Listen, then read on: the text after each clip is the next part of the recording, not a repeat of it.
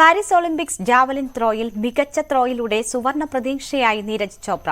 Qualification റൌണ്ടിൽ നീരജ് ചോപ്രയുടെ മികച്ച പ്രകടനം വലിയ പ്രതീക്ഷ നൽകുന്നതാണ്. ആദ്യ ശ്രമത്തിൽ തന്നെ 89.34 മീറ്റർ കുറിച്ചായിരുന്നു നീരജ് ചോപ്ര ഫൈനലിലേക്ക് ചുവടുവെച്ചത്. മറ്റന്നാളാണ് ഫൈനൽ മത്സരം. വനിതകളുടെ 50 കിലോഗ്രാം വിഭാഗത്തിൽ ഇന്ത്യൻ ഗുസ്തി താരം വിനേഷ് ഫോഗട്ട് ഐതിഹാസിക വിജയത്തിലൂടെ സെമിയിൽ കടന്നു. 8ാം സീഡ് ഉക്രൈന്റെ ഒക്സാന ലിവാച്ചിനെ തോൽപ്പിച്ചാണ് വിനേഷ് ഫോഗട്ട് സെമിയിലെത്തിയത്.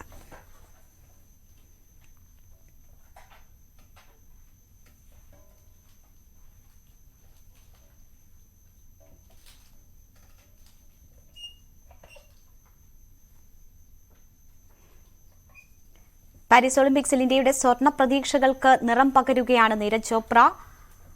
ഇന്ന് നടന്ന പുരുഷന്മാരുടെ ജാവലിൻ ത്രോ യോഗ്യതാ റൌണ്ടിലെ ആദ്യ ത്രോയിൽ തന്നെ 89.34 മീറ്റർ ദൂരം കണ്ടെത്തിയാണ് നീരജ് യോഗ്യത നേടിയിരിക്കുന്നത്. നീരജ് ചോപ്രയുടെ ഏറ്റവും മികച്ച ദൂരം എന്ന പ്രത്യേകത കൂടി ഇതിനുണ്ട്. അതുകൊണ്ട് തന്നെ ഇന്ത്യയുടെ സ്വർണ്ണ പ്രതീക്ഷ കൂടുതൽ സജീവമായിരിക്കുകയാണ്.